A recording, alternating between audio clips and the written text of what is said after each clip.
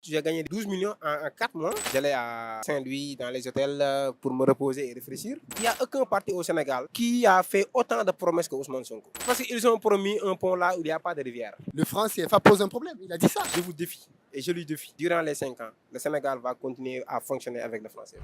Nangaref Ouest Sénégal, les amis, on est ici à Dakar Plateau, en plein cœur du quartier d'affaires de la ville de Dakar, pour discuter avec des Dakarois, sénégalais ou non, de business, de sport, de mindset, d'entrepreneuriat, mais aussi du nouveau gouvernement en place. Bref, on balaye différents sujets comme ça et c'est très intéressant. Vous allez entendre de vraies pépites. Croyez-moi, j'ai pris beaucoup de plaisir à faire ce micro-trottoir. D'ailleurs, les amis, le 13, donc dans pas très longtemps, je fais une formation à l'hôtel Radisson pour parler de vente.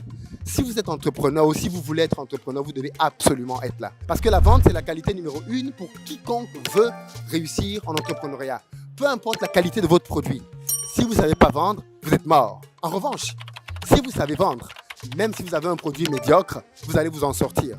Rendez-vous donc le 13, il y a un numéro qui s'affiche. Malheureusement, les places sont en train de partir très très vite. Je crains qu'on leur demande d'augmenter la taille de la salle parce qu'il y a vraiment beaucoup de personnes. Donc prenez rapidement votre place parce que je ne suis pas sûr qu'ils auront, eux, à l'hôtel, une autre salle et auquel cas on risque de fermer les inscriptions assez rapidement. Allez, je ne vous en dis pas plus les amis. Allons pour notre séance et je vous dis à très bientôt.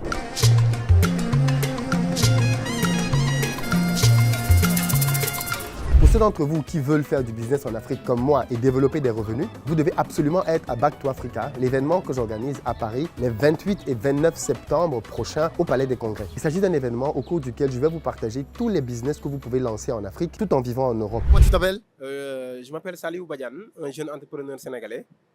Dans quoi? Dans le e-commerce. Je travaille avec les Chinois. Tu achètes des produits en Chine? Oui.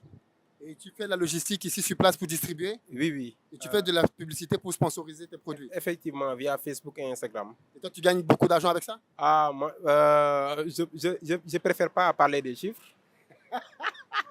Tu es millionnaire? Oui, alhamdulillah. Donc ça marche bien quand même. Oui, ça va, alhamdulillah, parce qu'avant que je travaille avec les Chinois, je travaillais sur Amazon. Oui. En 2019, novembre 2019. Tu commandais sur Amazon? Non, non, non. Je suis écrivain avant tout. J'avais écrit un livre sur Youssou N'Dour intitulé Youssou N'Dour, l'élogieux parcours d'un homme. Parce que... l'élogieux parcours d'un homme? Non, non, oui. Si vous allez sur Google, si vous tapez Saliou Badiane, Youssou N'Dour, l'élogieux parcours d'un homme, vous verrez le livre. Ce livre a été préfacé par Bougane Gueye Dany, le PDG de CNTV. Je l'avais choisi parce que c'est un entrepreneur, mais aussi un Saint-Louisien. Parce que tout simplement, Youssou N'Dour a débuté sa carrière en Saint-Louis en 1976, un an après le décès d'un monument de la musique sénégalaise, Papa Samba Diop, Dizemba. C'est la première chanson de Youssou N'Dour d'ailleurs. Lorsqu'il chantait Ndar Géej, Joy la leen moom mooy Papa Samba Diop, suñu maam gi nelaw na. C'est à ce jour même qu'il a fait la rencontre de Golbert Diagne. Vous connaissez Golbert Diagne? Pas du tout. Explique-nous, c'est qui? Golbert Diagne, c'est une figure emblématique du Sénégal, mais plus particulièrement à Saint-Louis. C'est le père de Manuel Junior Diagne qui travaille à la RFM. Si vous allez sur Google ou YouTube. Votre livre avait été bien vendu? Oui. Mais le livre que j'ai vendu plus, j'ai gagné des millions, 12 millions en 4 mois. Le livre intitulé Une peste inconnue. Je l'avais écrit. Le livre a été paru en novembre 2019, mais avec le Covid. La Covid, je veux dire. Donc, franchement... Tu as fait 12 millions en 4 mois? En 4 mois, oui, sur Amazon. Ah, là, tu étais bien là? Oui, KDP. Qu'est-ce que tu as fait de tout cet argent? Oui, je l'ai bloqué à la banque pendant 1 an. À part, des fois, j'allais à Saint-Louis, dans les hôtels, pour me reposer et réfléchir. Tu vas dans les hôtels pour te reposer et réfléchir? Oui, pendant presque 1 an. Pendant 1 an, tu vas à l'hôtel pour réfléchir? Oui, oui. Mais tu réfléchis à quoi? Non, non, non, ça ne veut pas dire que pendant les 1 an, je restais à l'hôtel. Des fois, chaque 2 mois, j'allais à l'hôtel faire du tourisme à Saint-Louis. Parce que Saint-Louis, comme je disais à Golbert, c'est la terre de mon affection, mais aussi la région de mon cœur. Certes que je suis Dakarois, j'habite à Pékin, à Dakar. Mais Saint-Louis, je le porte dans mon cœur. Depuis que je suis le clip de Youssou N'Dour, Dem Dem, tourné à Saint-Louis dans les années 90. Voilà, c'est une belle ville, une ville calme. Je vous conseille même d'y aller. vous verrez. On m'a beaucoup parlé de Saint-Louis. Oui. Oui, voilà, c'est la première capitale du Sénégal. Alors, tout à l'heure, vous avez dit que vous avez voté Diomaye, mais il y a eu un mais. Oui, il y a eu un mais, parce que tout simplement, moi, mon candidat, c'était Karim Meïssa Wade. Je suis du PDS, le Parti démocratique sénégalais, le parti qui a gouverné le Sénégal de 2000 à 2012. Ce n'est pas, pas un petit parti.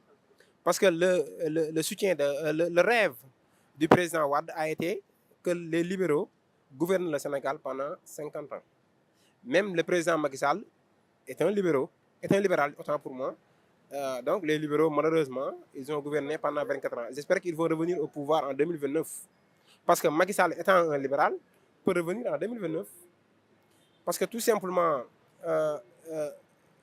le nouveau gouvernement... Qu'est-ce que tu reproches au nouveau gouvernement? Ça fait 100 jours qu'ils sont là. Oui, c'est parce qu'ils ont promis un pont là où il n'y a pas de rivière. Ousmane Sonko... Ils ont promis un pont là où il n'y a pas de rivière. Effectivement, parce que Ousmane Sonko a arnaqué la jeunesse en leur disant que vous êtes riches. Le jour où je serai au pouvoir, vous aurez du travail, votre vie va changer. Certains jeunes pensaient que même s'ils n'ont pas le petit déj... Est-ce que Ousmane Sonko a dit littéralement ce que tu viens de dire ou tu paraphrases? Non, non, non, littéralement.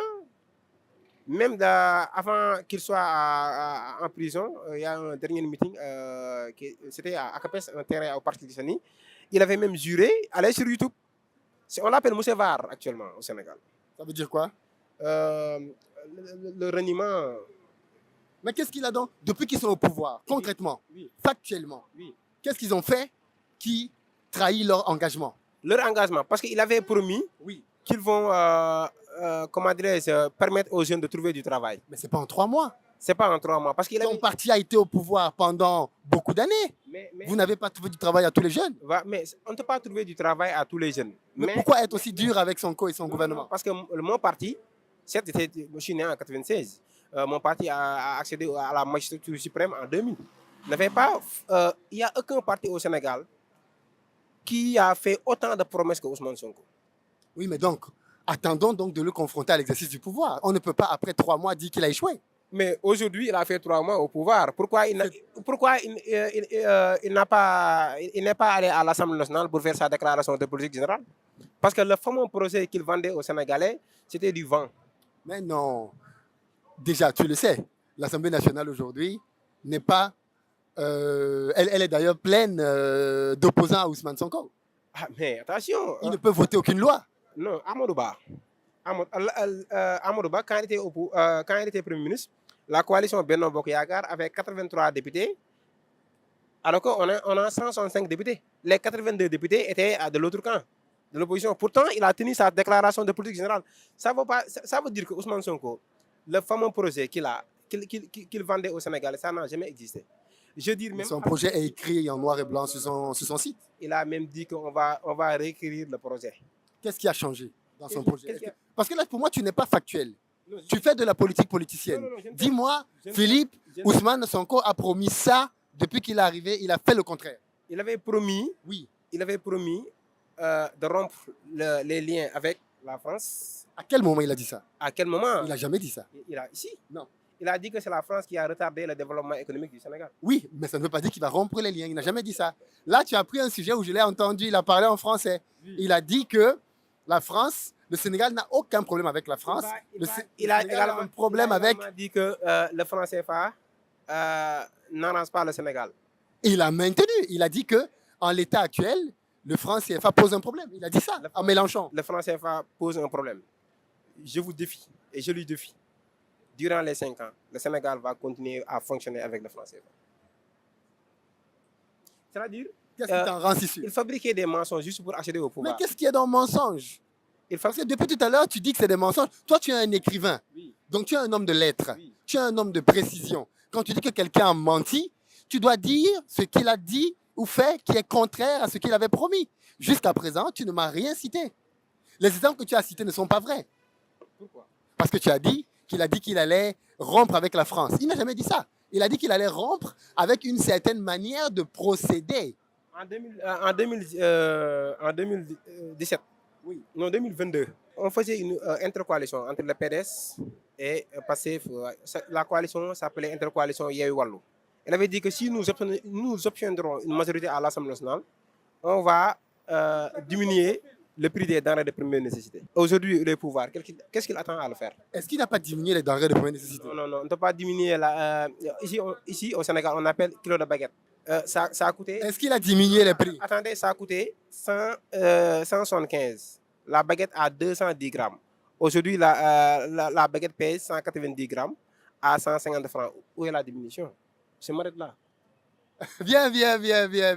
Tu es un opposant, viens. Tu as parlé de Sonko, maintenant on parle aux jeunes. D'accord. Ça, c'est important. Voilà. Je commence à vous suivre depuis 2019.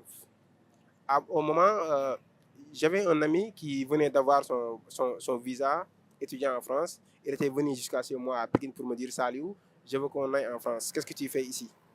Je lui disais tout simplement qu'aucun vent n'est favorable pour celui qui ne connaît pas sa destination. Alhamdulillah, je connais bien la mienne. Et je profite de cette occasion aussi pour remercier encore une fois un tonton. Certes, un oncle, le sang ne nous est pas lié. Mais je l'ai connu par circonstance. Il s'appelle Malick Cissé, c'est un entrepreneur milliardaire aujourd'hui. Il m'avait juré que ton avenir est ici en Afrique. Les opportunités sont ici en Afrique. Et pourtant, il a parfaitement raison. Il m'a dit, tout ce que tu prétends faire ailleurs, on l'a déjà fait là-bas. Mais tu peux le faire ici. J'encourage les jeunes qui veulent investir en Afrique de venir. Parce qu'on peut tout faire ici. Là où nous sommes, c'est à Dakar Plateau. Pourtant, l'économie de cette localité est contrôlée. Et cette localité, je peux dire que c'est une localité qui est plus importante à Dakar, parce que ici, c'est la capitale. Le palais de la République est juste derrière nous. On est à l'avenue Ponty. Que cette économie est contrôlée aujourd'hui par les Libanais. Certes, je ne l'ai pas dit pour rien, parce qu'ils sont là depuis belle lurette. Ils croient au travail et l'entraide, la solidarité. Mais pourquoi pas nous aussi, nous les Sénégalais, nous les Africains. L'Afrique nous appartient. Il n'appartient pas aux Français ou d'autres nations, d'autres nationalités. L'Afrique nous appartient. Je vois un de vos reportages au Cameroun. Le gars qui transforme les maniocs en farine. C'est très important. Ici, il y a un ex-ministre, le maire de Linguère, Aly Ngouille Ndiaye, c'est un exemple que je cite aujourd'hui. Il a des champs de manioc.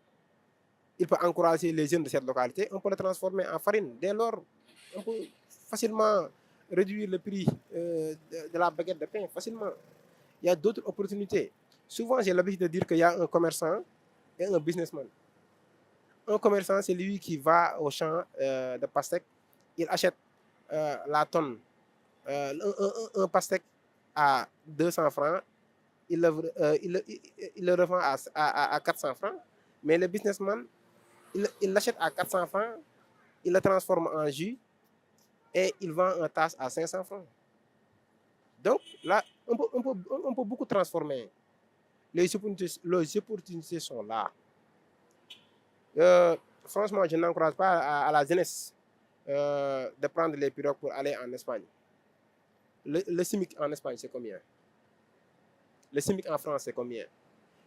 En venant ici, j'ai suivi un reportage sur YouTube. Pourquoi les jeunes Français veulent coûte que coûte quitter la France pour aller vivre en Australie, pour mieux gagner leur vie au Canada. J'ai même entendu un Français qui dit que le Canada est saturé. Moi, je veux aller vivre en Australie et gagner bien ma vie. Travailler dans les mines, je peux gagner chaque semaine $1 500. Donc, l'Afrique nous appartient. Les étrangers ne peuvent pas venir nous construire notre continent. Donc, franchement, je voulais faire ce témoignage. C'est la raison pour laquelle, lorsque je vous ai vu tout à l'heure, j'ai fait un demi-tour pour venir vous parler. Vous battez un travail remarquable. Donc, les jeunes Africains peuvent s'inspirer de vous et d'autres. Pourquoi pas? Donc, je pense que, comme vous le dites, l'entrepreneuriat peut faire beaucoup de millionnaires, voire de milliardaires en Afrique.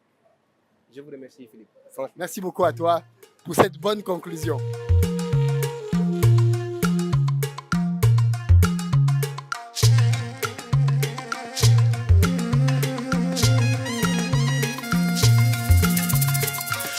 Chum yemme kang le jan manza gaga Kinchi kigan le bois fasin besari manza